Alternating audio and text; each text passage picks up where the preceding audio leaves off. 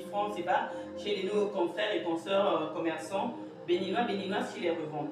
Donc, c'est toujours bien de boire de l'eau. J'encourage les gens à boire beaucoup d'eau parce que l'eau, c'est la vie. Alors, on y va. Donc, aujourd'hui, je vous disais, le premier sujet du jour, bien évidemment, laissez-moi un peu me rendre un peu toute belle là, arranger mes cheveux parce que je dois vous parler d'un sujet très important. Bien évidemment, je sais que vous êtes beaucoup informés sur le sujet et nous allons en discuter aujourd'hui. Nous allons parler et débattre sur des points assez essentiels. Aujourd'hui, je voudrais vous parler de cet objet qui est vraiment capital et très parlé et très connu dans ce monde. Nous l'appelons la pédocriminalité. Je réitère, la pédocriminalité. Nous allons en débattre et nous allons échanger sur ce sujet. Nous allons essayer de vous savoir et de comprendre pourquoi cela arrive. Et nous savons qu'il y a plusieurs phénomènes qui se poussent et qui sont à... Aujourd'hui, nous allons parler de la pédocriminalité. C'est quoi la pédocriminalité selon Wikipédia ou encore le dictionnaire?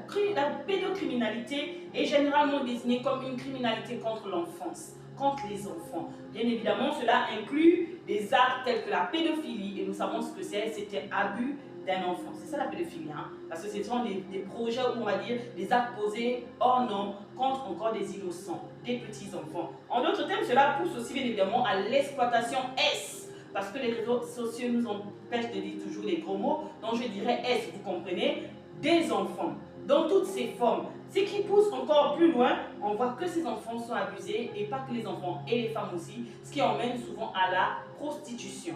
Donc, pourquoi cela arrive?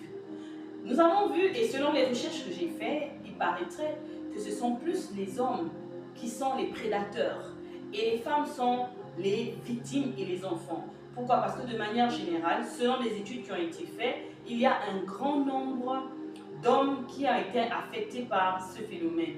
C'est dû et causé par quoi? Par souvent des abus de famille.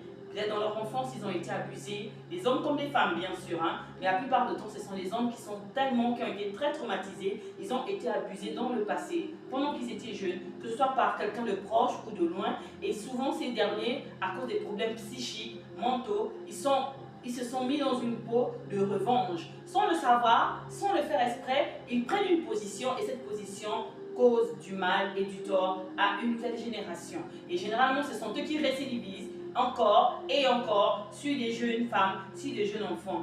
Mais nous avons une problématique. Pourquoi on n'en parle pas tant dans les familles? Pourquoi ce n'est pas si exposé? Généralement, ça devrait être un mal qui doit être exposé. Qu'en pensez-vous, s'il vous plaît? Vous savez, je suis en train de refaire des recherches et je